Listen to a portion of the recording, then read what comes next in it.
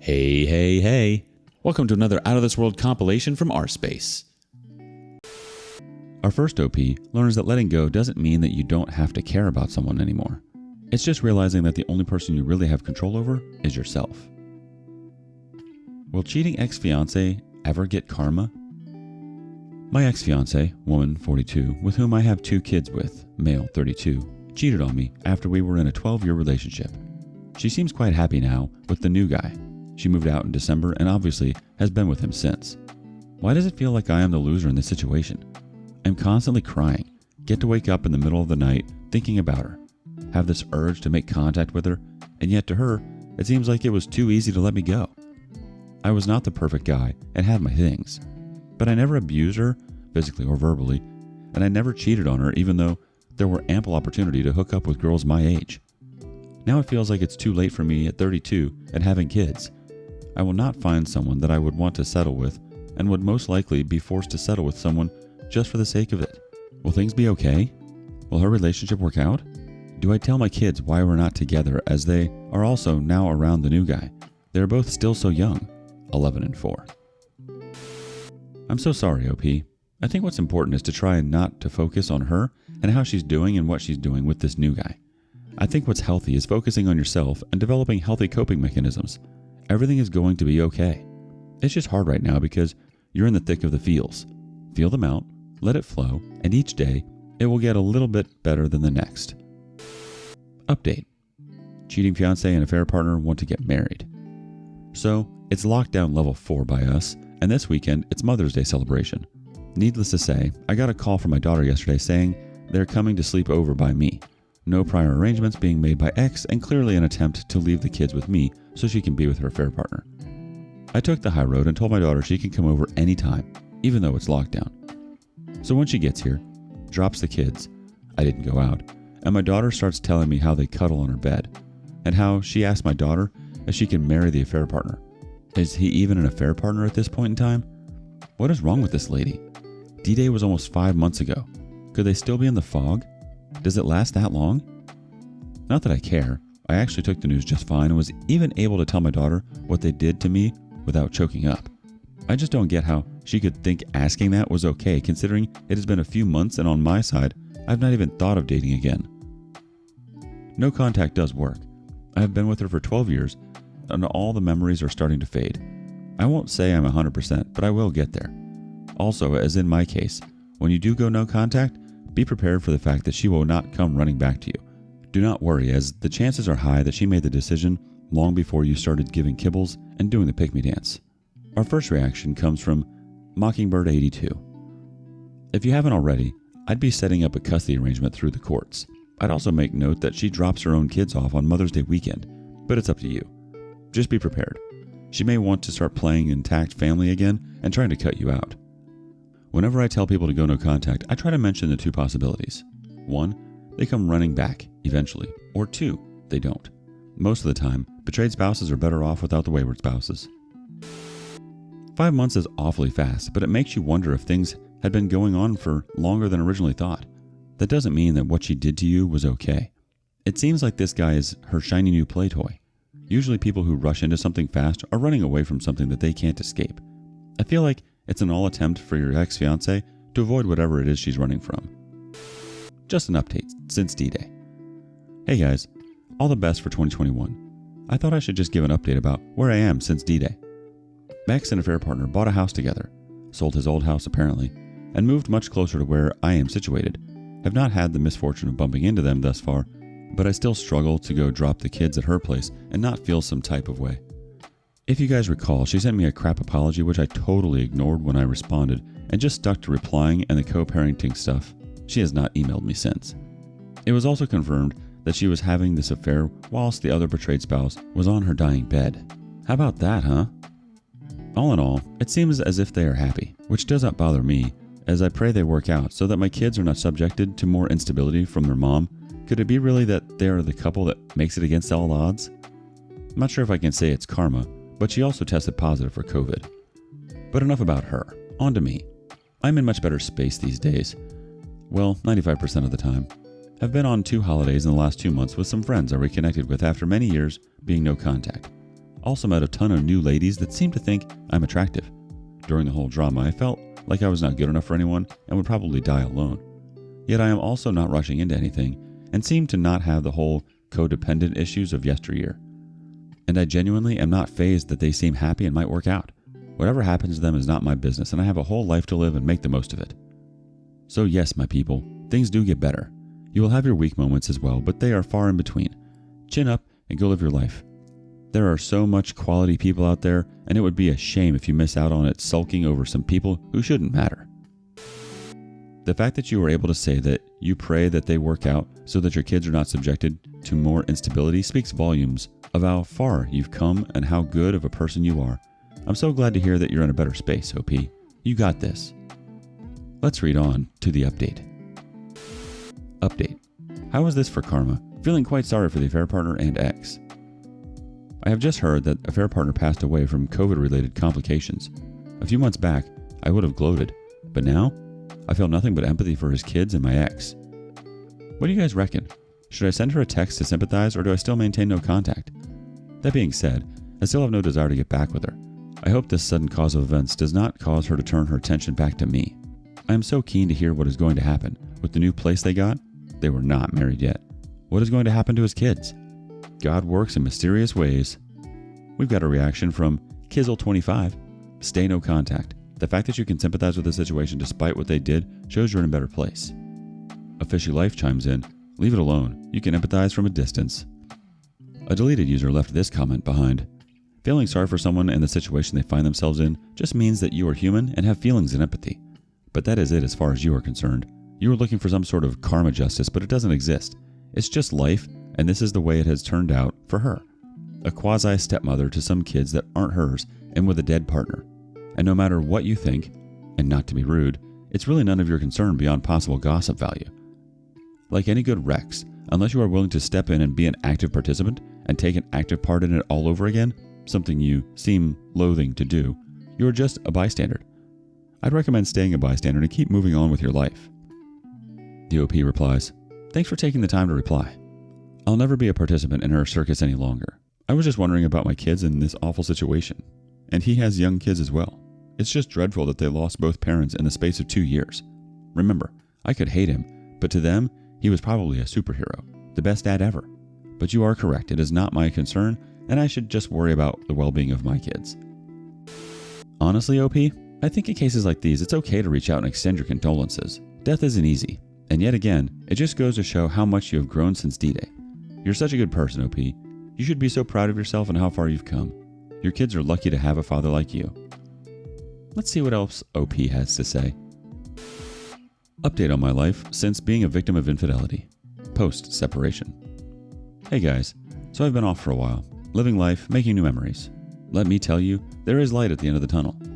My situation feels like it didn't even happen. Reading my old posts, was I that hurt over a loser? I cannot believe it. Since it happened, I have had quite a few ladies shown intention, something I thought was near impossible, young and mature alike. I have, however, not started dating and will probably not date anytime soon. Life is amazing when you put yourself first.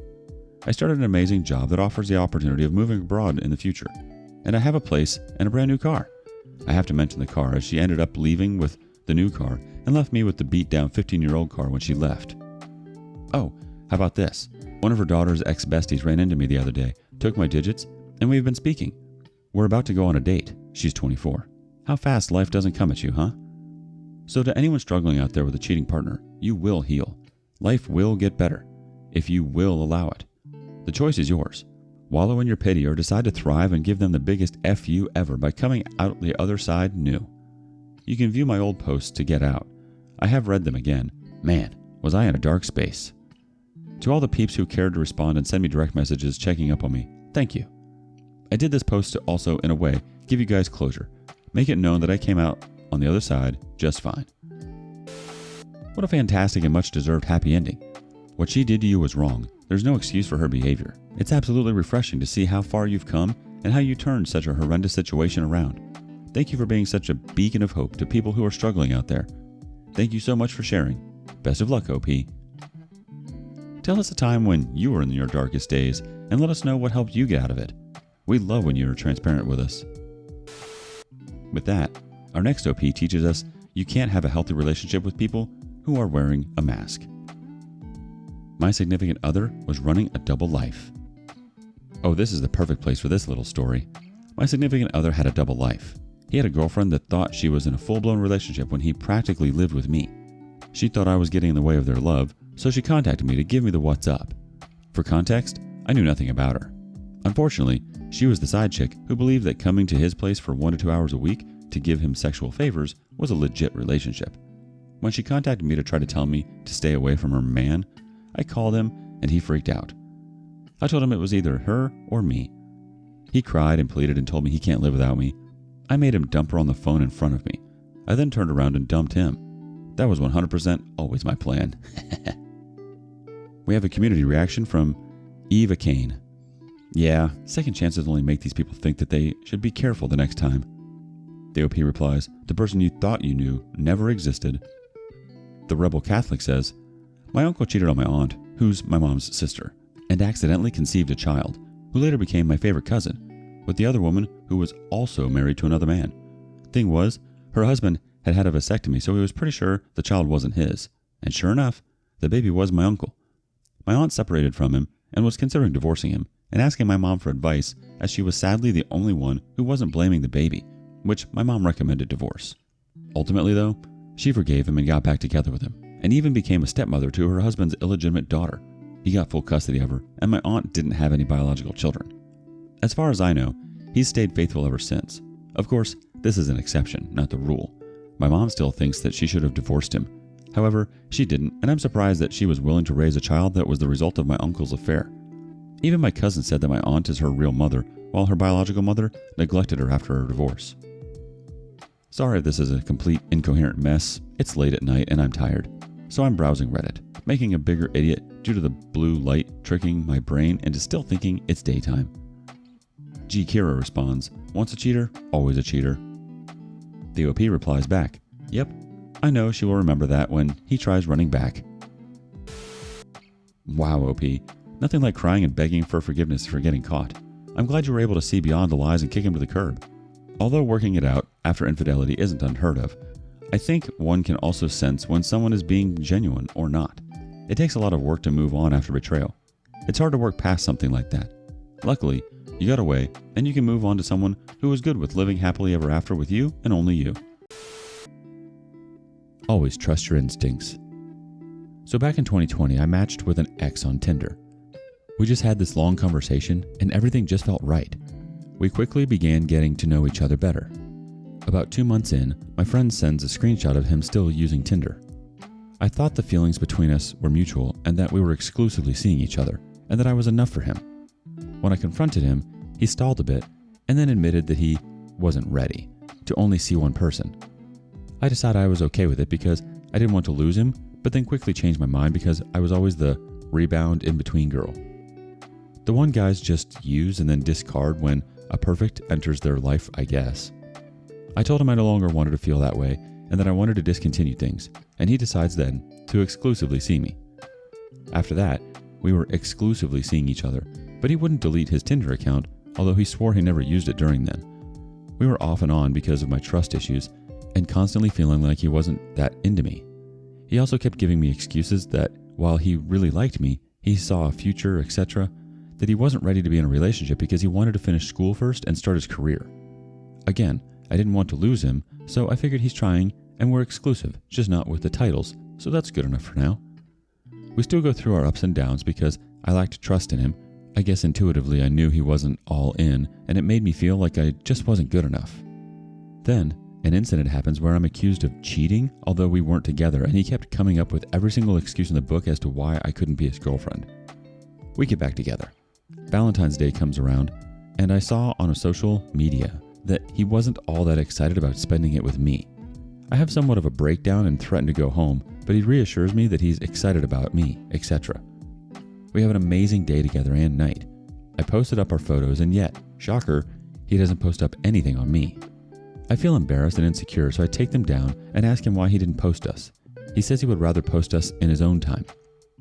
The relationship continues for a few more months until one night we get into a really bad argument. I felt like he wasn't that into me and kept showing me that, and he breaks up with me for not trusting him. A few months go by again, and he insists that I block him because he'll just keep contacting me and what's not. So I do, but he keeps finding other avenues to contact me. One night, over the summer, he comes by to see me. We sleep together and he assures me that he still loves me.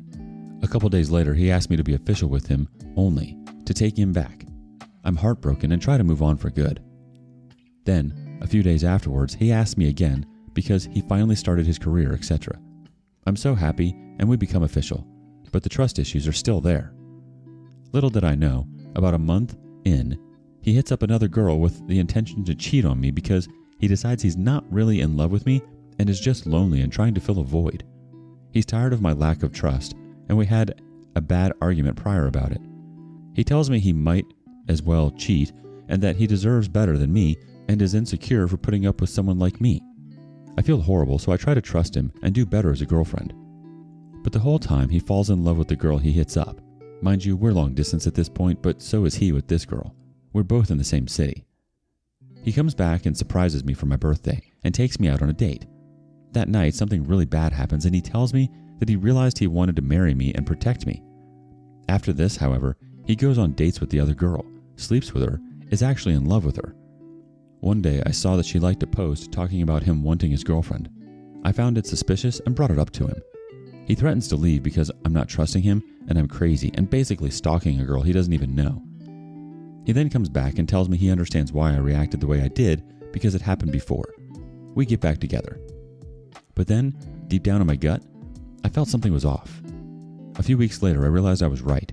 I confronted the girl who didn't know about me and confirmed that they had been talking to each other while he was away on business and started dating when he came back. I confronted him, and he completely ghosts me and tells the girl he's actually in love with her. He then confirms that it was never truly love with me.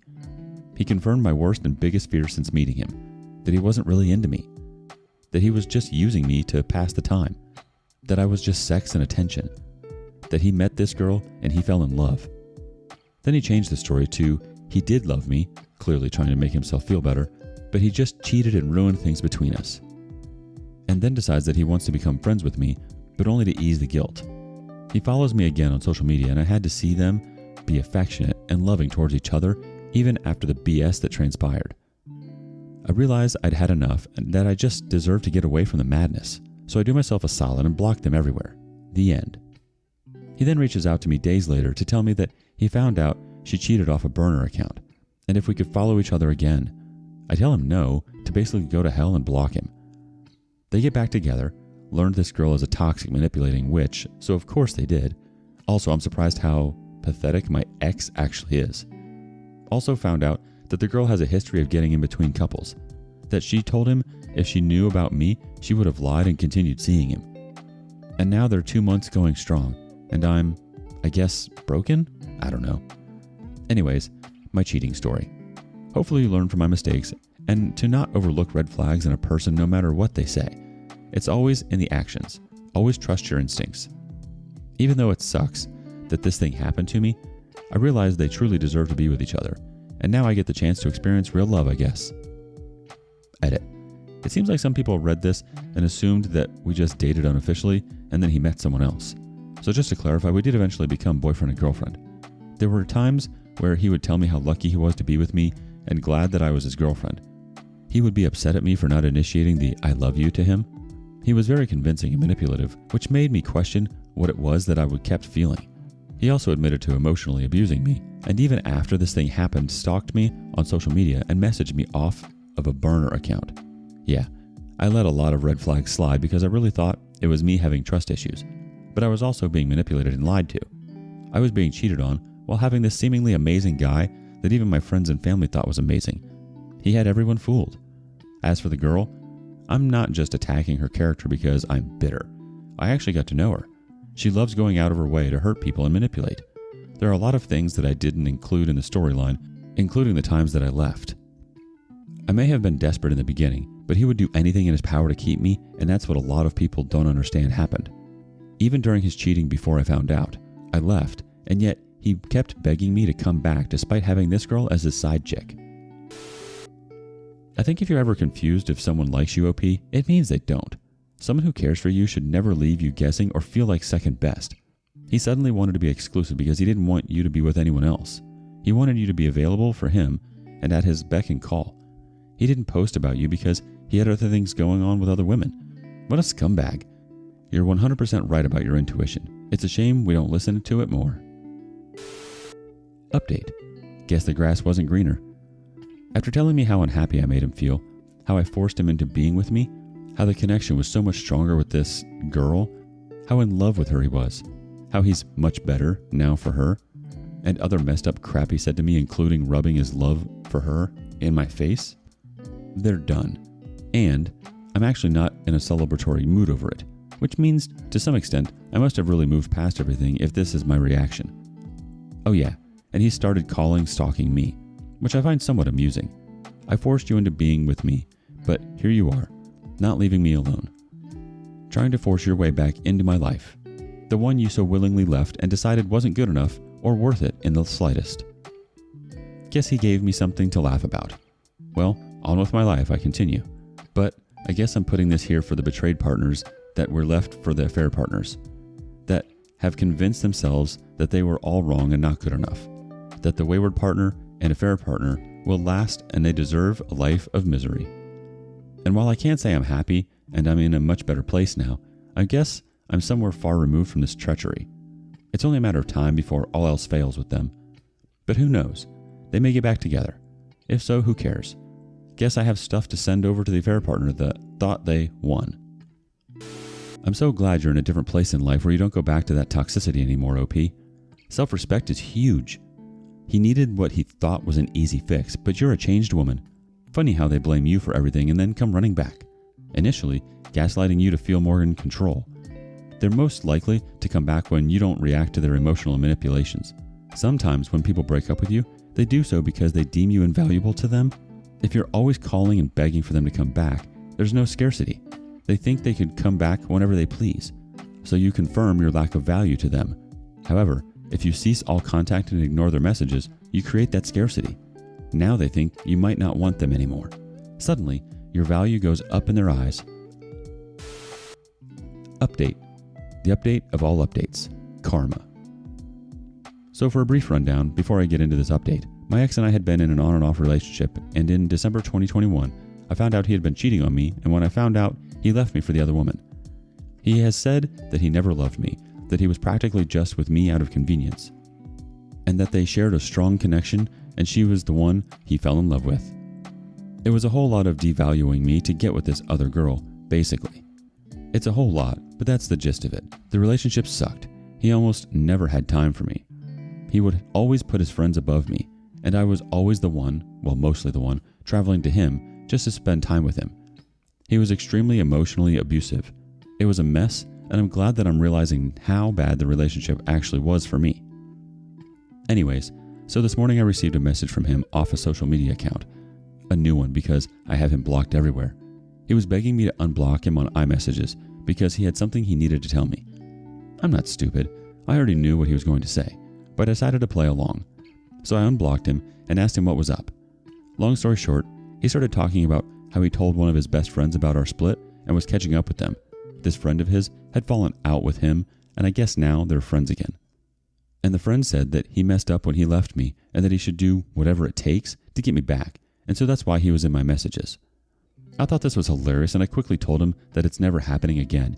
He left me for another woman and betrayed me in the worst way imaginable. He's somehow convinced that he can change my mind. Why? I don't know. I asked what happened between him and the affair partner, and he said he spent the entire relationship cheating on him and lying to him. Ha, idiot.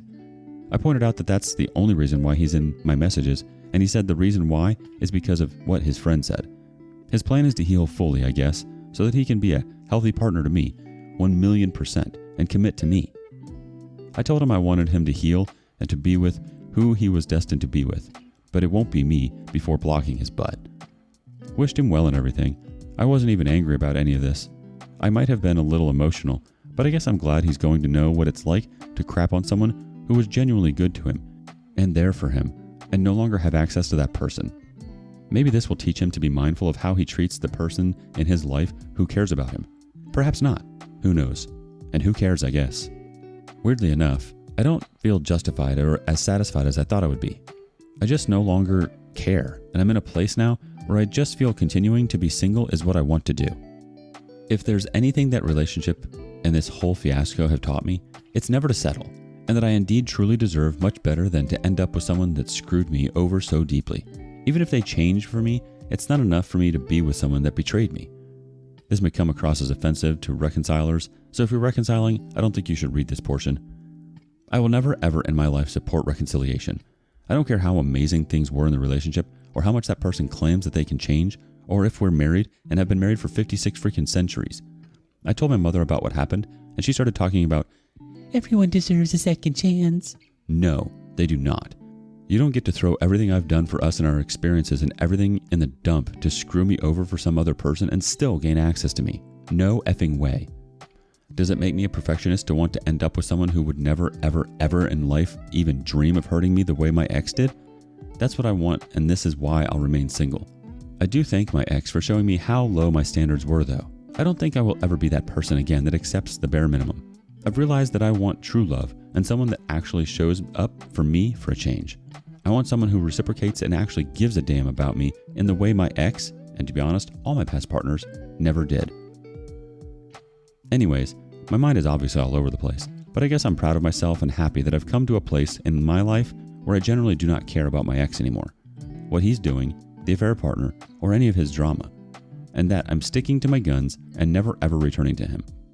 P.S. I blocked him again and now he's begging for us to meet up later from the fake social media account. I have not answered him and do not plan to.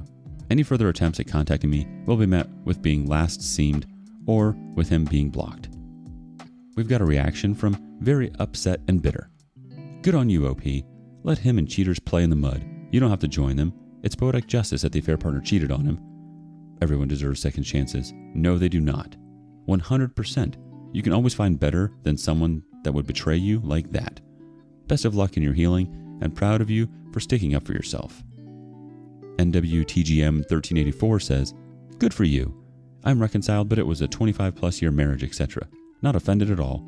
I never thought I would be where I am now, but it is really good now. But for relationships where there is less time, worse waywards, serial cheaters who will not stop or abandon the relationship, etc. I love it when the betrayed finally has the upper hand.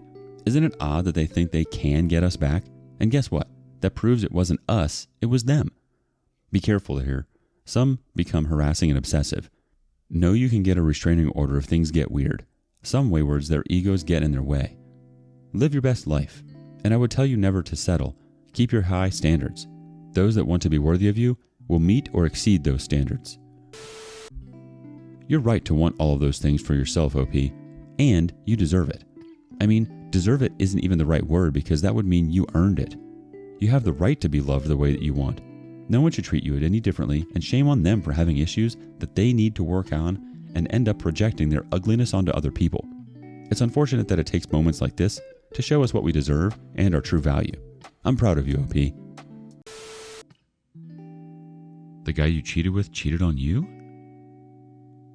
We had just bought our first house together and had frozen the embryos for our future children, at her insistence. She never stopped saying how much she loved me and how lucky she was. I did the same. Adored that woman. Then, suddenly, I wasn't enough for her, and she insisted on a divorce, saying she didn't want to be monogamous anymore. I came to find out soon after that she was having an affair with a coworker.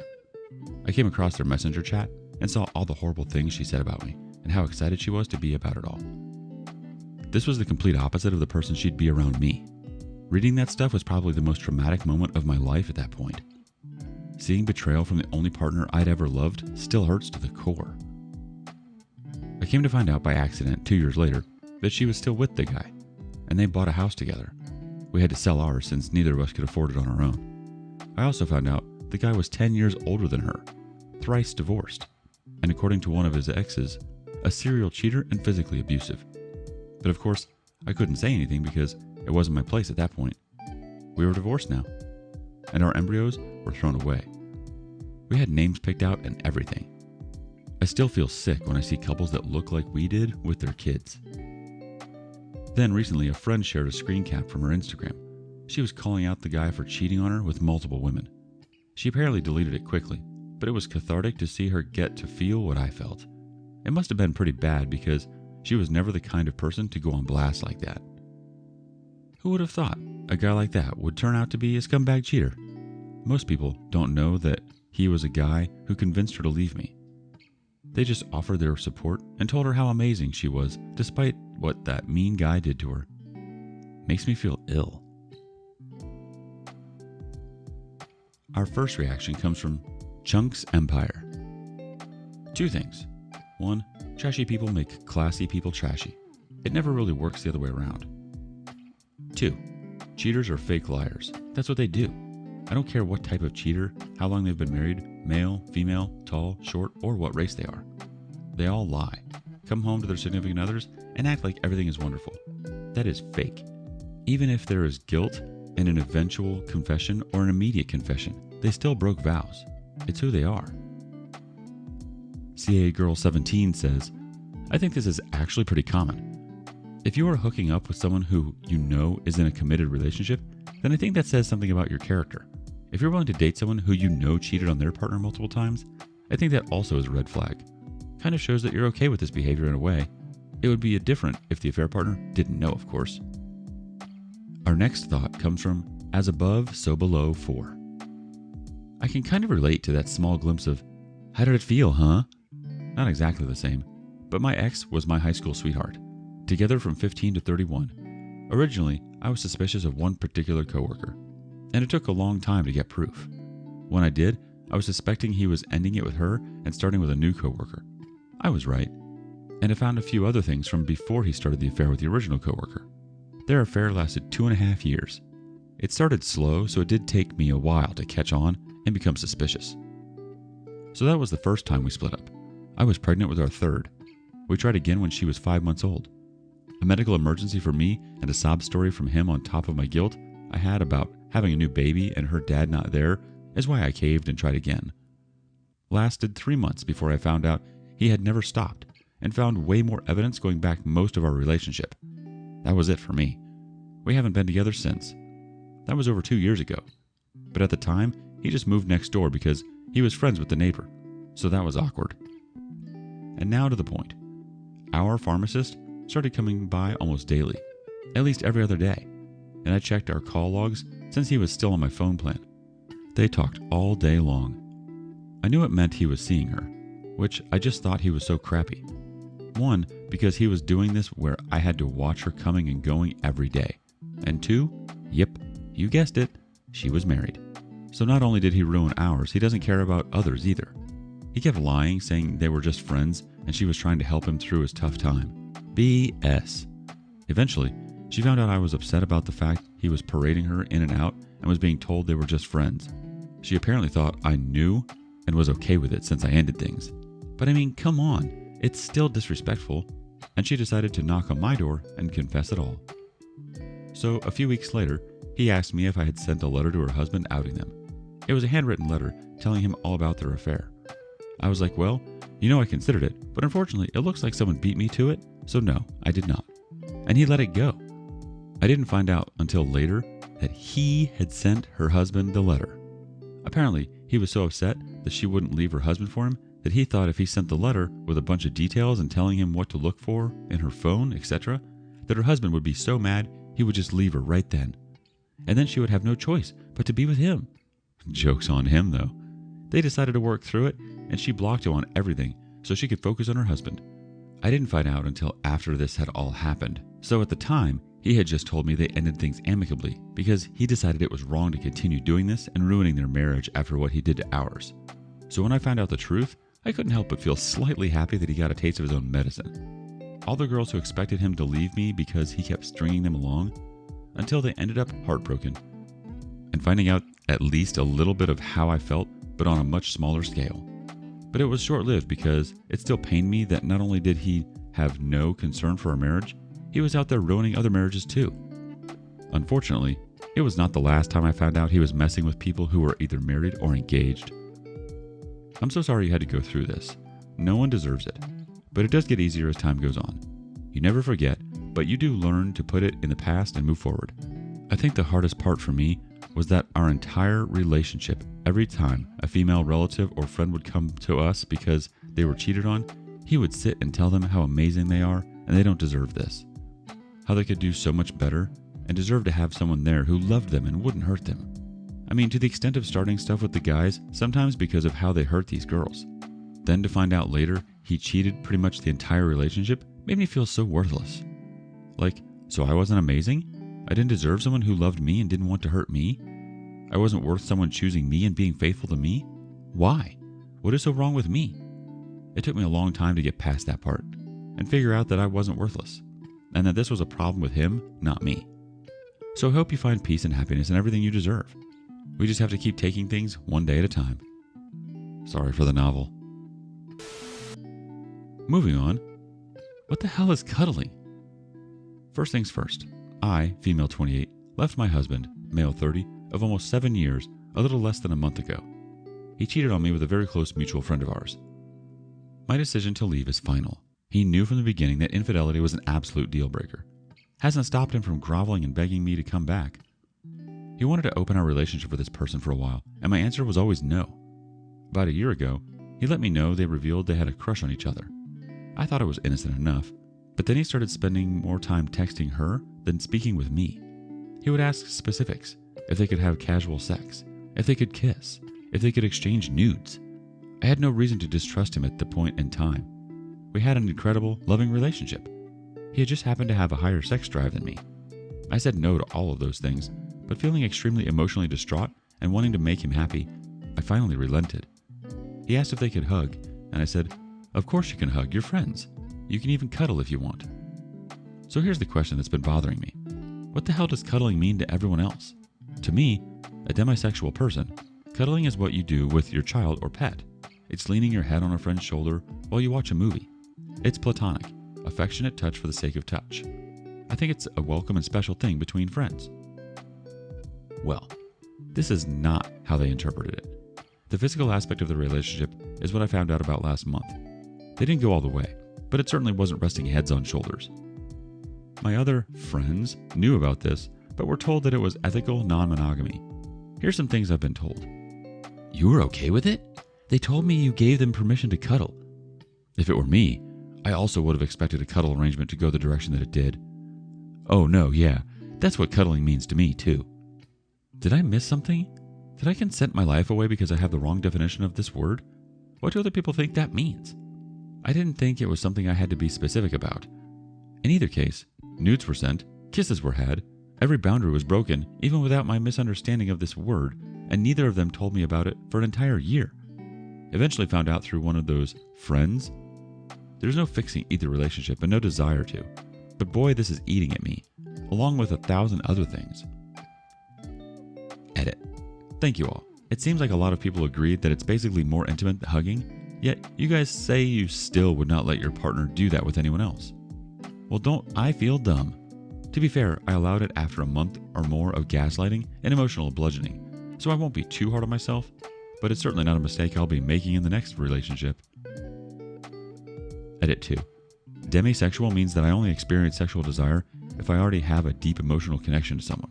I've only felt it with 3 people ever? It's not a huge part of my identity, but the word is relatively accurate, so I use it for simplicity's sake. This whole situation made it very obvious that I do not see things the way most people do. Probably feeding into my gullibility. Joke's on me. We have a reaction from Little Nibble. Cuddling is sitting close to someone, resting heads against each other, either on the shoulder or even the chest. But that one is a little more intimate and shouldn't be done with a friend, even linking arms. Both clothes are on. No kissing, no fondling, no oral sex, no feeling up, no anything other than the above. And nudes aren't cuddling. Toss them both in the bin where they belong. His blatant disrespect of you for this girl should have been nipped in the butt from the get-go. He was telling you what he wanted and never wavered. Sadly, it was going to happen. He was just hoping you'd give him permission so he could ease his guilt, because he knew he wouldn't stop and you didn't give him an incentive not to. Not blaming you at all. He wore you down, but he should have been given his walking papers when he first started this crap. Now that you've done it, stand strong. File the papers and let her have him. They deserve each other. I'd also consider ditching these friends. Sorry, but if I saw this, I'd be telling the other spouse especially if I have never heard them talk about having an open relationship before. Those friends wanted to believe the easy story so they didn't have to face the hard one. Their silence was their acceptance. The OP responds, "You're absolutely right. I could have saved myself a lot of pain, but I was totally taken off guard. It didn't feel real. Love is a hell of a drug." I told him I was leaving after a month of that emotional affair crap last year, and he said he was sorry and would stop immediately. Our relationship did improve, so I thought he meant it. Little did I know, it was physical the whole time. It didn't stop after that. Whoopsie. The friends I am taking needed space from, and very careful consideration going ahead. Username 1961161 says, "Cuddling to me means hugging. I would never have given my partner permission to cuddle with someone else. It is an intimate action." One more comment from MinuteBox3852. "He constantly pushed your boundaries because he was confident he could wear you down. They both chose to manipulate until they got what they wanted. Neither of them are good, honest people. Stop allowing him headspace. He played games and lost. The audacity of him to continuously push for her to enter into your relationship. That's not love, that's selfishness and heartless. Let them have each other. It will not last if it's even still going on. I highly doubt it, at least not happily." Girlfriend of 6 years selfishly throws it all away in the name of survival. My girlfriend of 6 years cheated on me again, and I am more angry than hurt. I'm not sure what I should do either. I'm sorry that this will likely be long and somewhat rambling as I'm making sense of everything. I also apologize for my writing, as I don't post much and I'm not a huge writer, as ADHD limits my attention span. I'm on mobile as well. There's also so much more detail that I left out to shorten it up as much as possible. I suppose some background would help. We first met on the internet about a year after moving to help my grandma live out the rest of her time here. We chatted and video called each other daily. We had an amazing connection. She told me she was going through a divorce and was separated from her ex. I had my reservations, but didn't think too much about them as the divorce was pretty much final. We then started dating a few weeks after meeting and had a blast getting to know each other. She suffered through losing custody of her child in the divorce. Whole different story of family betraying family in court. I was there for her through the entire mess, especially when she had breakdowns and fainted. We also made some wonderful memories that I will never forget. Then came the arguments, where it got a little heated. Once, it ended up with her leaving with a fistful of knives and me calling police to find her. The idea of her hurting herself twisted my stomach in knots. I've never felt so helpless. The arguments hit a crescendo when we went to our friend's house and she parked the wrong way on the street. No reason to do so either. Open street, she parked illegally first, then turned around and parked the wrong way on the street. An argument over the legality started and got really intense. I left the truck and went to hang out with my friends. 5 minutes later, I get a message that she's leaving soon and I better come or find a ride. It was a silent ride back, but the argument soon ensued after we got home. We ended up breaking up and I called my awesome dad and he came to help me move my stuff. A lot of things were said both by her and I that shouldn't have been said. She was mad and confused that I left, but wouldn't realize that as she left, she packed a few things up into her truck and peeled out, flipping me off. She talked and acted as if she wanted me gone. I was hurt by all of what happened. These so much and this will get so much longer in the months before and probably didn't act rationally. We didn't talk much after I left the apartment. Eventually, we got in contact again and started talking regularly again. Now there's another woman in the picture. She's bi, and I don't think too much of this until we all hang out. I may as well have been a ghost. I was just there. We all hung out and it was weird, as if her and I were together. She was with this other girl and other girl had a boyfriend. I remember driving home from hanging out crying a few times. Something was really hurting me. She ended up without a place to live and I stayed in a tent for a while with her. She left one night and her behavior was off. She was disconnected. A few nights later, she was asleep next to me as her phone was blowing up. I checked her phone to make sure there wasn't some emergency and found out she had a threesome with them. I called her out on it and there wasn't much of an argument. She wouldn't look at me as I ranted. We ended up moving on and were together and happy for a while when she started getting angry with me again. She admittedly would argue with me in the mornings to wind me up. She was very short with me, which started lots of arguments. Anytime that I would bring up an issue I'm seeing in the relationship, it would start an argument, and it was always my fault. After a bit of seeing possible issues, trying to talk to her about it, then argue, I would stop talking to her for days, sometimes weeks. I know this was wrong, but at the time, I had no idea what else to do. We were still together when she had another crisis. She was fired from her job. That night, she got suicidal and threatened to take a bunch of pills and not wake up. And good luck on finding her. So I called the local sheriff and tell him what's going on. I didn't hear anything in the morning until she contacted me saying she was still alive, didn't know how, and all her pills were gone. As soon as we got off the phone, I updated the sheriff. Long story short, they pulled her over, detained her, and called me to take guardianship over her or send her to the mental hospital. I drove to get her and got a hotel for a couple of days until we could figure out the housing for her. She ended up at her male coworker's house, couch surfing. Well, it wasn't the only thing she was surfing. Eventually, it came to light as the signs were there and her conscience finally surfaced. She was in 2 relationships. After some time, we healed and were still together. Little did I know that bailing her out of the hospital was the first in a long line of bailouts from her short-sighted decision-making. So much drama was created by her and helped out of it by me. So many horrible financial decisions that I bailed her out of at great cost to me. I'm about 4 years behind in life and retirement funding due to this. I do this all because I love her deeply and see a future with her. I thought she was the one. I loved her so deeply and she taught me so much. My life has definitely improved in some ways to her credit. So many firsts in life and a lot of great memories. Her daughter and I also developed a father-daughter relationship. She called me dad on her own, and the day that little girl told me she loves me, I cried and had to go hug them both. It still makes me tear up. I have no kids, but thought of her as my own. She was still living in the camper and it wasn't great. She let a friend move in that she wanted to help. Admirable, but I told her that she really needs to work on herself for her daughter, and that's all. We wanted to get back to where we once were before we broke up. Our own place, her daughter back living with us, and us doing the family thing again. Suddenly, she gets into an argument with her parents, and it's off to Oregon for her to move into some guy's house that she's been friends with. I helped pay for that trip and other living expenses as she lived there. She supposedly had a job lined up, but he ended up paying thousands in repairs to her vehicle. I'm not totally sure what happened while she was there, as I am now questioning everything. Things eventually went south and she came back to the camper. I paid for her food, fuel, and whatnot. She then let another friend move in that she wanted to help, but it ended up with them living in a car in their new job's parking lot. I also paid for their food and fuel nightly. Helped get her truck towed when the engine died.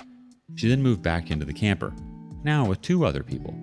It was far from perfect, and she was 2 hours away from her job with no reliable transportation. I tried to tell her to stop smoking weed and find a new job, but never got a closer one. A few months ago, a person from her past came back and she found out her ex died about a year before. She was gutted, and I tried to be there for her as much as possible. This person was her ex's adult daughter. My girlfriend wanted to be there for her and go see her old friends. In the back of my mind, I kept thinking that she was never there for me like that for my uncle, friend, or grandmother. I tried not to think much of it until the red flags started popping up again. She talked about her ex's daughter a lot, hanging out a lot, and suddenly a password on her phone, and it was strange. As one can imagine, I have lingering trust issues with her. So I confronted her with my feelings on the situation and asked her what her intentions were. Did she have feelings for him? I couldn't get a straight answer. A few weeks later, she suddenly moves to her ex's daughter's place. I can understand living in a camper with lazy, messy douche canoes suck, but that was her doing. I was sketched out about it and had a feeling something was up. I tried to talk to her about it, but it was quickly dismissed. My girlfriend got a decent job and seemed to be doing well. I was still helping foot the bill until after her first paycheck. One night, I get a call from my girlfriend, angry and emotional, telling me that she's got to come back but has nowhere to go. Eventually, she tells me she has one option, but I'll hate it. She could stay with the guy she cheated on me with after her suicide attempt, the male coworker from earlier. I asked her to not talk to him anymore a long time ago, as I was very uncomfortable with it. She never did stop. She eventually leaves her ex's daughters and supposedly is staying in her car, but barely talking to me. It started to seem all too familiar, but I had no solid evidence to back up my feelings. Well, 5 days ago, I received a call from her ex's daughter telling me her side of the story. I was told that they were dating and had sex, and that she still was talking to the guy she cheated on me with, and taking money from him as well.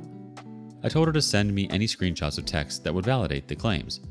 I received over a dozen quite incriminating texts and images. I was devastated. I had what seems like a 2-hour-long panic attack. I was lost, could barely think straight. so I just asked her, "When were you going to tell me?" I then confronted her with the knowledge and evidence, and she denied it with some pretty wild claims about X's daughter. After work, we had a video call, and she finally didn't deny the claims. Also, she admitted to staying with the guy she cheated on me with. Her reason was she did it to survive and didn't want to hurt me to push me away so she wouldn't hurt me anymore. I didn't hear any of it and called her out on her decision making, calling in to question her feelings for me and just letting raw feelings and thoughts flow. I told her that we're not together anymore, and she started crying, saying that she loved me and didn't want to lose me, blah blah blah. It didn't matter. I was done worrying about her. Now we're here, the present, 5 days on from the breakup. I still haven't cut contact as I have a cell phone under her plan. My name is not on it, and I'm not sure what to do. She says she's not with him, but now she wears makeup and dresses more, something she hasn't done for a while in our relationship. She says he holds her to a higher standard. She still contacts me somewhat regularly. When he's not around, sends me pictures of her all done up. It makes me think, why wouldn't she do that for me? I asked her that, and she says she's trying to be a better person for me. I asked her how he likes having a trainee girlfriend. She swears she's not with him, but I just don't believe it. I know I should cut her off, give her back the phone, and just move on, but part of me doesn't want to let go. I loved her so much, gave her my all, gave her more chances and bailed her out of her dumb decisions than anyone, and this is what I got. I don't think a reconciliation will happen as my trust and respect in her are gone. When we talk about what happened, I'm not nice. I'm blunt about what I think of her actions. The biggest hurt I have is that I'll never see my stepdaughter again, and that's a pain that's hard to process. I really don't know what to do. Our first comment comes from ASC 1226. I do all this because I love her deeply and see a future with her. Go back and read your post. This is your future with her. Terser78 chimes in, what a horrifically toxic relationship. You are in a relationship with an incredibly mentally unwell person. Rather than she ever get better, she will continue to destroy your mental health. Love isn't enough to carry a relationship. Love needs action. There's no action here. Just continued white knight syndrome to save her while simply destroying yourself over and over. Don't be her friend. Friendship is a two-way street. She simply wants to continue taking from you without providing any support in return. Hanamalu chimes in too. OP, life is a precious thing. We are only given a handful of years to enjoy our youth. You have wasted 6 years of yours when you could have been enjoying your life with someone stable and sane. Ask yourself, how many more years am I willing to waste in a relationship which is not going anywhere and can only drag me down? On to the next story. My husband cheated on me with our childhood best friend. I'm just going to come right out with it. My husband is bisexual. About 6 months ago, he sat me down and told me. Of course, the first thing that popped into my head was our sex life. It's really pretty amazing, so needless to say, I was shocked. My husband, the former high school jock, was having sex with other men. He went on to explain that he loved me, that this wasn't something that he did regularly. It was only when he had a few drinks too many, which was rare, and that he hoped I would continue to talk to him and not rush into a divorce. He then went on to tell me that it was usually with one man who happened to be a childhood friend of ours. It took me some time to get over the shock, obviously, but I love my husband. I have known him almost my entire life. Our families have been friends for years, and I just couldn't imagine my life without him. So I turned a blind eye. I can say that honestly, I have no idea when he does this. He's home every night, aside from when he has to travel, and our life seems normal. We have talked about starting a family soon, and his face lights up when we talk about our future. 2 weeks ago, our friend ended up being kicked out of his place, and my husband asked if it would be okay if he stayed with us for a few days until he figured things out and found another place to live. I allowed it with some boundaries for them. Surprisingly, it had been pretty normal. Nothing that seemed flirty. It was just like old times when we used to hang out together. Everything was fine until last Saturday night. We had a party with some friends. There was quite a bit of alcohol. My husband had a few too many and went to bed earlier. I walked our last guest out and went to our bathroom to get ready for bed. As I walked into our bedroom, there was my husband bent over in doggy style with our friend over him. I stood there for a full minute before I came to my senses. I ended up just walking away and crying myself to sleep in the guest room. The next morning, my husband came down to the kitchen looking sad. He couldn't stop apologizing, said he couldn't imagine how I felt and that he loves me no matter what. He said it was because he was drunk. Our friend left to find somewhere else to stay. I told hubby I needed some space and he went for a drive. I went upstairs and removed all the bedding from our bed and just started crying all over again. While my husband was gone, I packed up his bags. He got home and I kicked him out for good. Since then, I have received numerous attacking messages from his family and friends calling me homophobic because I wouldn't stay with him and let him cheat on me. To chuck a spanner in the works, yesterday I found out I'm 6 weeks pregnant. Yes, it's 100% his. Our first response comes from Strawberry Desperate 3. So sorry to hear this happen to you. Easier said than done, but don't let him back in. File for divorce if that's what you were contemplating. The fact that he did it behind your back is bad enough, but doing it in your home whilst you're there? Drunk or not, he has no respect for you and your marriage, and the fact his family are supporting him by abusing you? No. Get out while you can. How long have you been married for? The next response from For the F of It All. Seems your family's friendship was only important to you. Don't take their abuse. I'd also question why this guy suddenly needed a place to stay. Sounds more like a plan he and your soon-to-be ex put together. I mean, he seemed to find a place to go on the drop of a dime after catching them, probably right back to where he supposedly had to leave. The next thought from Quahog 1945. He cheated on you.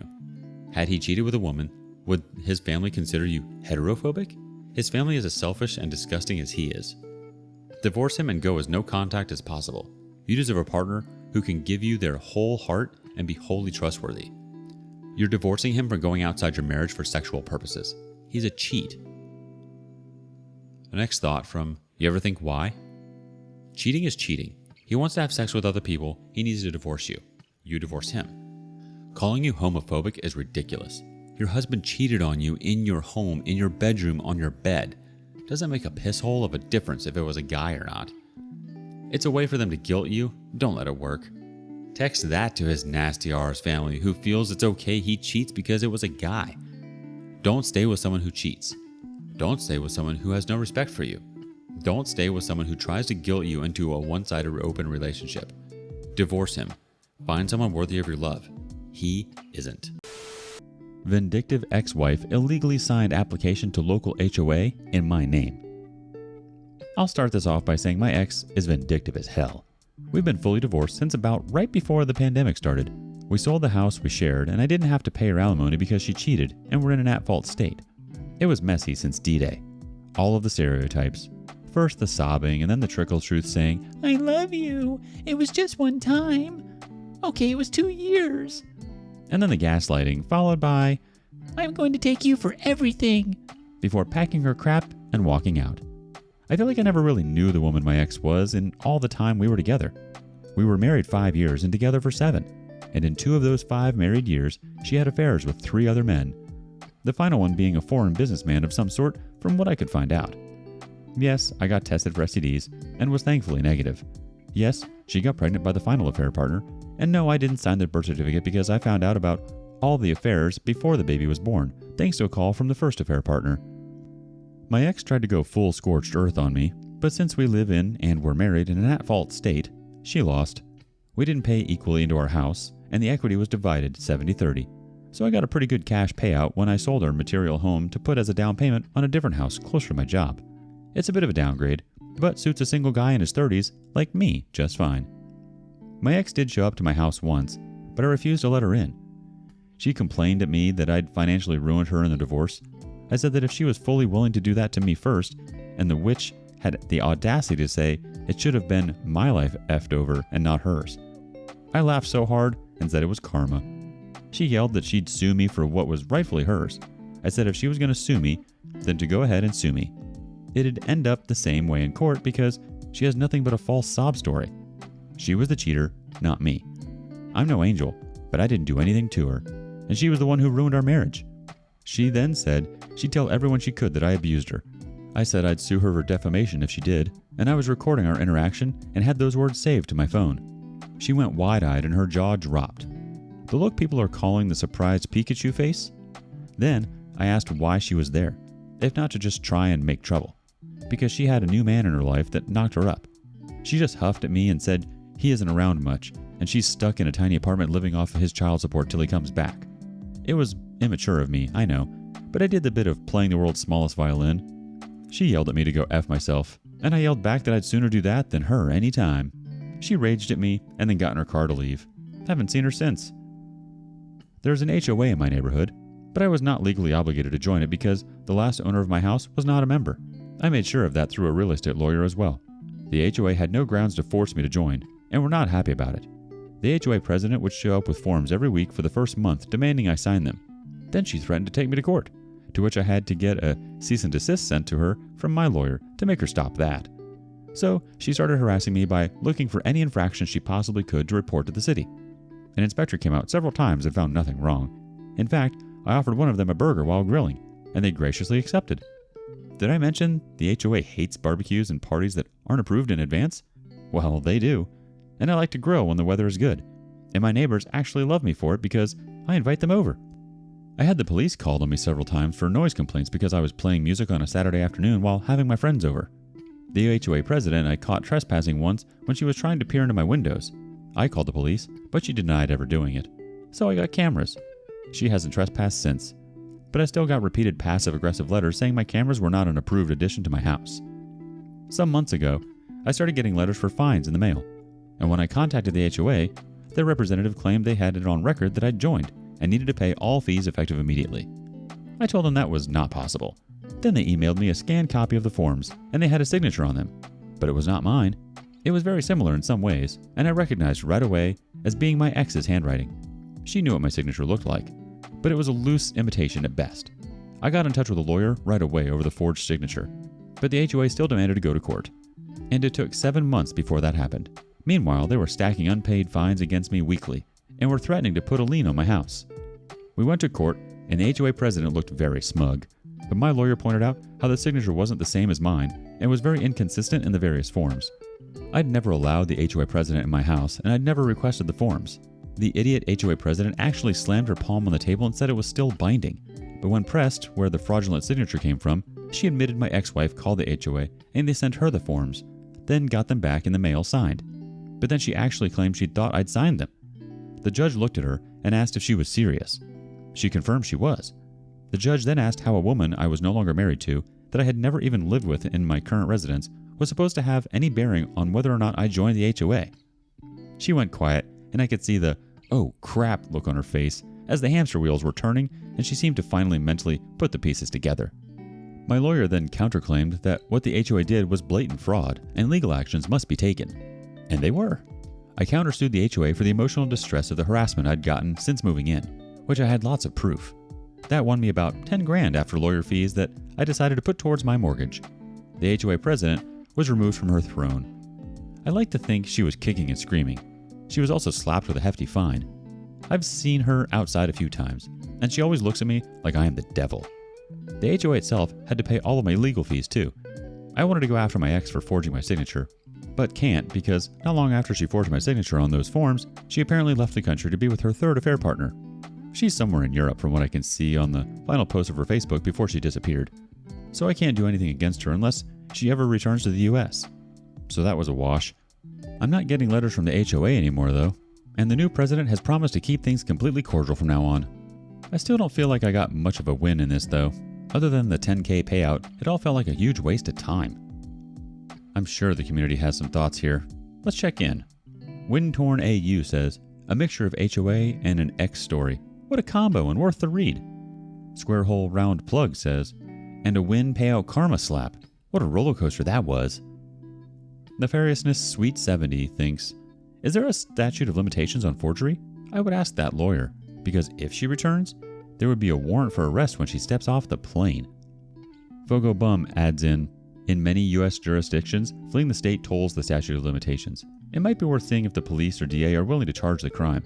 Assuming it is a crime, some fraud statutes are specific about gain and may not recognize profitless harm.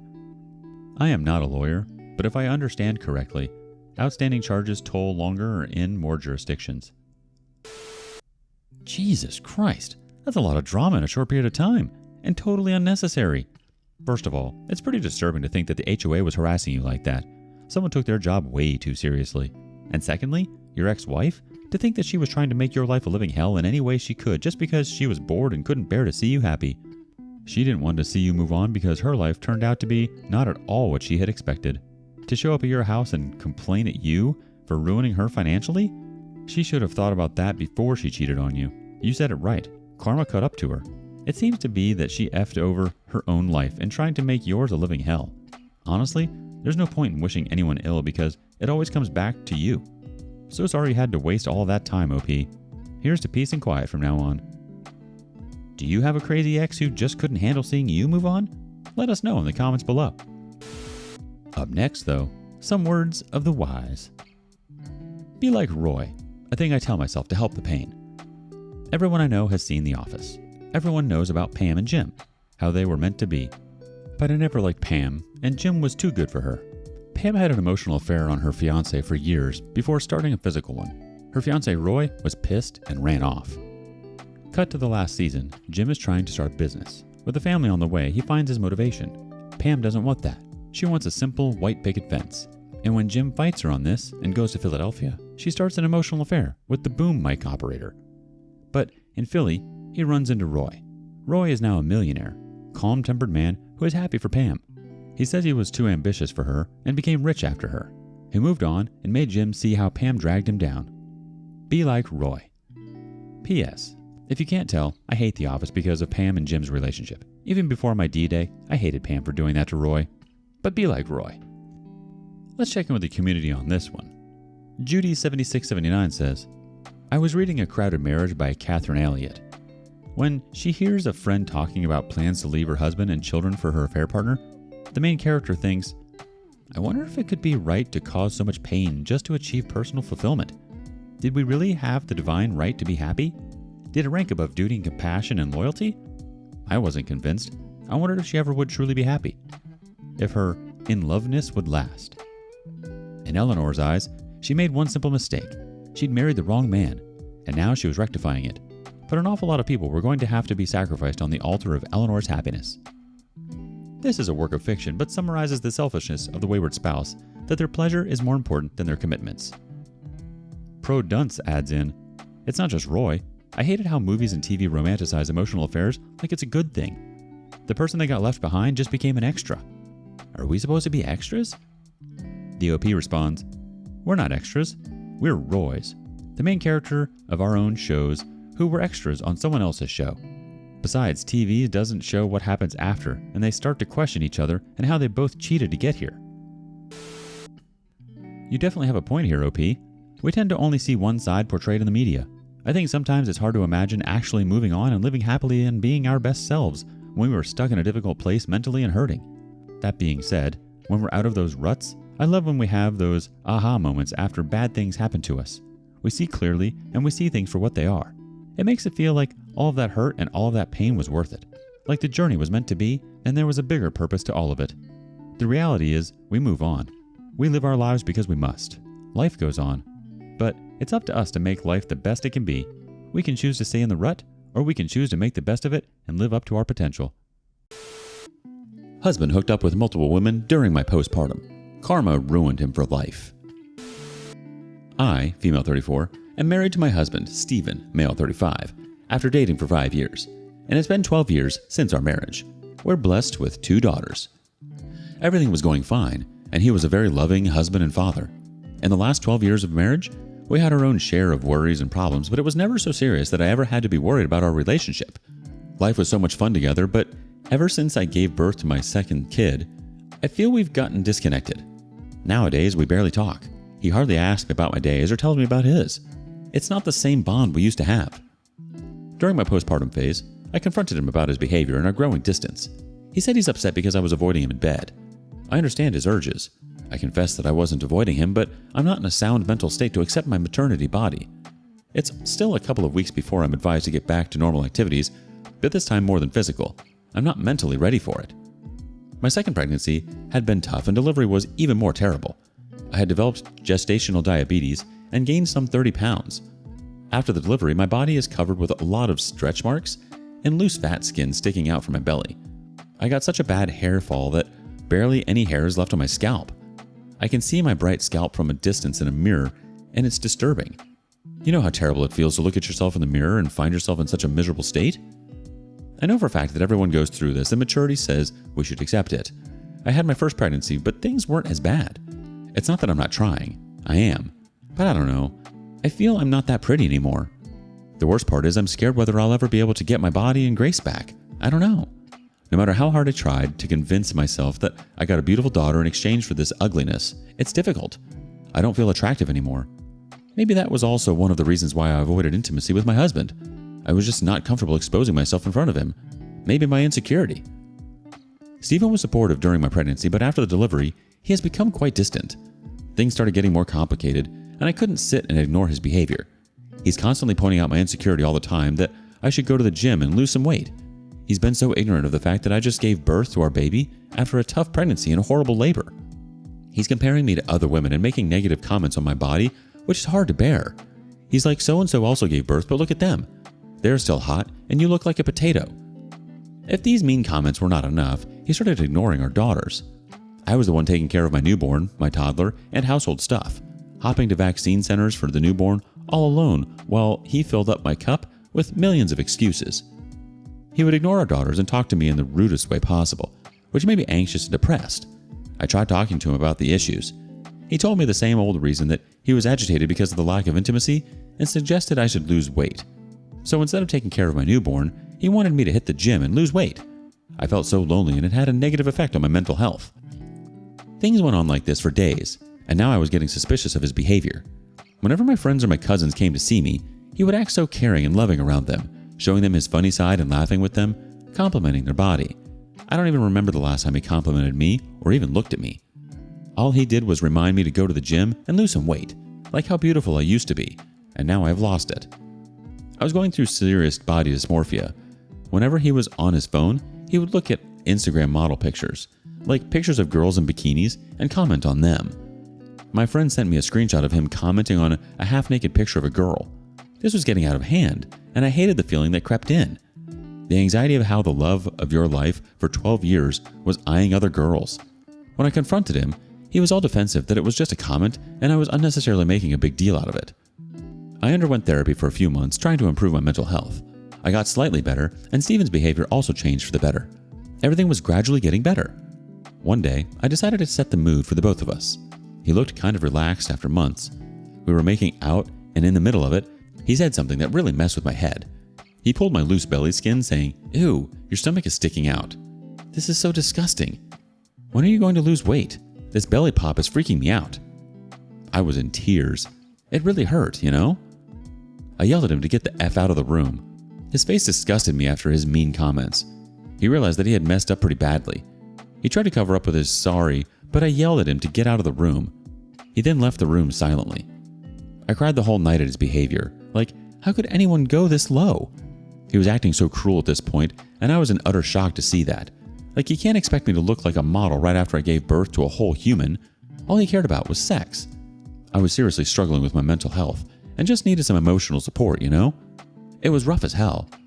His apologies were just useless like him, and he never tried to sort things out, which only made everything fall apart. The next morning, I packed my stuff and was ready to leave before he woke up. When he saw my packed bags, he started crying and stuttered, asking for forgiveness, saying he was acting out of his mind. He claimed he could never hurt me and begged me for another chance, promising to fix everything as he loves me as well as his daughters. I told him that I needed space from him. His presence was tormenting me and I would be staying at my mom's until I healed. He looked completely devastated. Not sure if he was faking it or if he was really upset. I don't care. He insisted on driving me to mom's place. He spent some time with mom, all so sweet and caring husband, like he loved me and adored me. Such an imposter. For the last 12 years of marriage, he has been telling everyone how much he loves me. But when the actual test of time came, he faltered. He loved the beauty in me, and when it faded, my body disgusted him. I've been here for the last week and he has been acting so sweet and loving, sending long paragraphs of love and hugs, checking on my health, video calling the girls, and sending me flowers. I've not yet decided anything so far. Currently, I'm just focusing on healing and getting back to being the strong person I was. Crying and begging and claiming that he could never hurt you even though he's been hurting you for far too long? Yeah, bye. He's completely manipulating you into staying so he can try to maintain some sick facade he has in his head about the perfect family and perfect life. He's actually out of his mind to think that he can treat you that way, ever. Never mind postpartum. You just brought life into this world. You're the mother of his children. The body goes through wild and harsh things during pregnancy and birth, and to just condemn you for all of that is disgusting and unfair. His priorities are totally out of whack. Update 1. Thanks for all the love and support. Trust me, it really meant a lot. My life has only taken a downhill since then. My nightmare came true. That piece of crap cheated on me with multiple women. While I was at my mom's, he acted so lovey and gave me his full attention. He would constantly text me, call me, FaceTime me, and play games on the phone with me. I really started trusting him and his efforts. He would send gifts and chocolates for us. He posted our family pictures with long captions of how much he loves and misses us. I really trusted him for the bare minimum. Stupid me. Days went on like this, and it was very wholesome. I was happy and got fooled by his actions. He was just trying to make a fool out of me so that way I wouldn't find him guilty of anything he was doing behind the bush. Like what? The audacity? Literally. I paid his bills when we were dating just for him to ditch me like that. From where do these men get the audacity to cheat on the women who did everything to make them happy? When he realized that things had gotten better between us, he gave me a surprise visit, saying he was there to pick us up. He could not live in that empty house alone. He wanted me and his daughters back. He brought flowers, chocolates, and gifts to win us back. My elder one got excited seeing her dad and also cheerful. I fell for it. Man, I was literally simping for him at this point. When we came back to our place, it was nicely decorated, and he prepared me my favorite meal. We had our dinner, and then he gifted me a ring I had been eyeing for a long time. We were having a great time together. He would agree to whatever I said. Sometimes I felt he was overdoing it. I thought he was just covering up for his past mistakes by being this super sweet. We went on dates, and he used to bring me gifts regularly. Many things were pretty sus about him, and due to his love bombing, I didn't overanalyze anything and believed him. I tried to be a good wife and focus on healing and giving a shot to my relationship. He manipulated me, and I felt confident that now that everything was getting better and the past was just an ugly phase. We had romantic evenings with candles, wines, and roses, but he never initiated sex. Even when I initiated it, he would calm me down, saying I should be mentally prepared and not give in just because of him. He said he would wait until I was ready. Why would he not when he was getting it from everywhere? He was a total man whore at this point. After a month or so, he said he had to go on a business trip for a week, and I didn't find it surprising because it was a usual thing. He was also normal while I was helping him pack, and even while leaving, he was bombing me and the girls with kisses and hugs. But the moment he stepped out, he became strange. He never picked up my call and would call back on his own time. I thought he was busy, but then I found it very weird how he was always busy. Like if I had called him at 9 in the night, he wouldn't respond and would call me back around 1 in the night. And sent me paragraphs at 4 in the morning telling me how much he loved me. Very unusual. Well, he came back after a week and looked as fresh as before. He spent his time on his phone as usual, but now I started noticing the freaking pattern. Stephen was continuously on the phone, giggling, and I felt the presence of someone else in his life. The instinct of a woman. He did pay attention to our daughters, but it was all an act. I noticed it so many times that he would just put on an act that he was babysitting our daughter and playing with them, but in real, he would just be immersed in his phone. The girls would ask him something or cry over something, but he'll be in his own world. But when he sees me around, he keeps the phone aside and attends to the girls. There were times when I saw him ogling into bikini and nude models. It was disgusting to see him watching the video clips of these bikini models in front of my girls. Though the infant doesn't understand this, my elder one is 8, and she's not dumb, but this pervert failed to understand that. I didn't ignore any bit of the red flags, but I was waiting for the right evidence to catch hold of him and destroy him. To be honest, divorcing on the basis that he was ogling on the models doesn't make a strong case. I'm not saying it is not a valid reason, but I was sure he was cheating on me, and I wanted to expose that part of it. So I just ignored all these for a while, mentally preparing myself for divorce. I even kept my elder one away from him so that she doesn't miss him enough when we separate. I tried many times to peep into the screen while he unlocked it, but I was unsuccessful. Once there was some emergency and I needed to call the pediatrician, and I was unable to find my phone. I asked him to unlock his phone in a hurry, and while he was doing so, I snooped on the screen to check the password. I was right all this while. He was cheating on me, not with one woman, but with multiple of them. After counting the number of women he had hooked up with after my pregnancy, it is safe to say he was a womanizer. He has slept with all sorts of women, paid escorts, women he met at a bar, and many other random women. I don't know. His last so-called business trip was nothing but a whore trip with one of his mistresses. I think she's a bartender. I packed my things right there, dressed both of my daughters, and decided to leave him right there. I didn't wait for the morning and called my dad to pick me up. He was terrified and asked me about it, but when he sensed my urgency, he just came over and took us. I came home and showed the evidence to my parents. My dad lost his mind and wanted to drive back to my place and beat the crap out of this man whore, but I stopped him so as not to get into any trouble.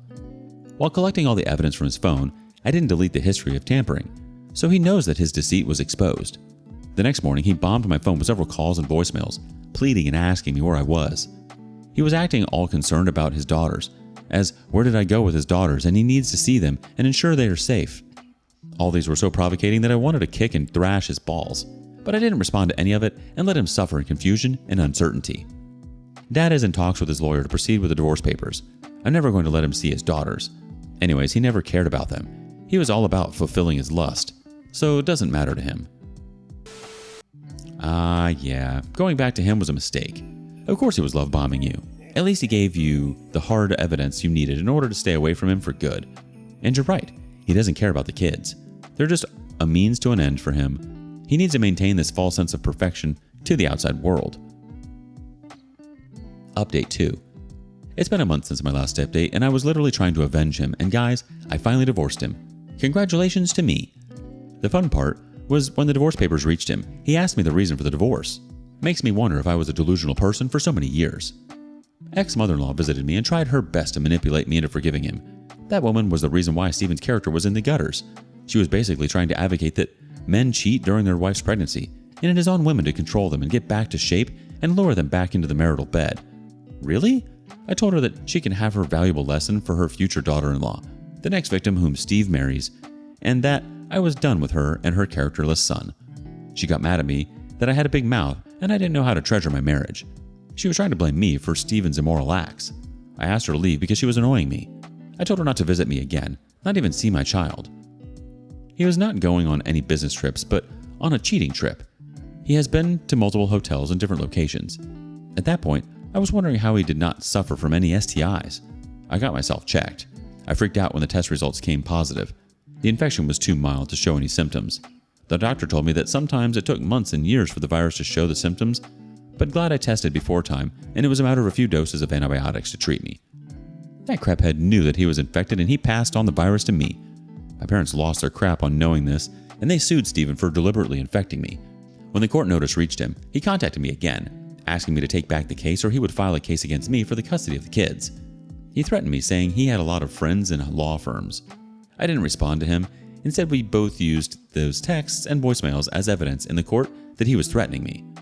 Anyway, he was asked to do an STI test during the case, and it came out positive. He had effing gonorrhea, and I won the case. I refused him any share of custody, and he was not allowed to meet my daughters. Yes, he had to pay the child support and cover all the medical bills for my treatment, plus one-time compensation. Now I'm looking for a place for myself, somewhere near to my parents' house. My maternity leave is ending soon. I will need their support for my girls. Thanks for all the love and support. Oh dear. Well, at least you know the apple doesn't fall too far from the tree with those two. Update 3. Hello all. Thanks for checking on me. Yeah, I'm doing better. Last month I got tested again and the doctor confirmed I had healed completely, though there was a risk of dormant virus bouncing back, so I needed to get tested a couple of times more this year. There's something I wanted to share. Steven's infection got severe and he had to be hospitalized for a week or so. Ex-father-in-law called me and apologized on behalf of Steven and his mother. He said Steven had been crying all day, repenting his actions, and all this while he wanted to meet his daughters. If Steven's mother had called, I would have hung up right there, but his dad was always kind and nice to me. I said I'll think about it, but he pleaded and assured me that he would pick up the girls and then drop them safely at my convenience. I agreed. The next day he arrived with various sorts of gifts for the girls and flowers for me to pick up the girls. I requested the nanny to accompany them because the younger one is too fussy to be handled by anyone. The elder one came back happy after meeting her dad. Not that she was missing him that much, yet he was her father, and a year back, Steven used to be a good father to her. I sometimes wonder if I'm doing the right thing to cut him off from my daughter's life, but I don't encourage that thoughts. Ex-father-in-law calls me sometimes to check on the girls, and he informed me that the virus has infected him severely, affecting his fertility. He has been abstained from any sexual activity in the future, making it very unlikely for him to find a decent woman for himself. I don't know whether to be happy or sad about it. One thing I know for sure is that one cannot escape karma. And the last 1 year, Steven has made my life a living hell, and there's no way he could have escaped that. I'm just ignoring everything and getting my life together with my daughters. It's difficult to be a single parent, but I and my daughters are strong enough to sail through this. Looks like things certainly did catch up to Steven and bit him right where it hurts. Glad you're finally out of that one, OP. I'm so sorry that you suffered the way that you did due to his dirty deeds and horrendous lifestyle. Steven is lucky that you even allowed him to see his daughters. We wish you all the best. You totally got this. What do you think? Do you think Steven deserved to see his daughters after all that he did to OP? What would you have done? Let us know in the comments below. Thank you for joining us today on rSpace. Be sure to like and subscribe and hit that notification bell so you don't miss out on our next video. Until next time.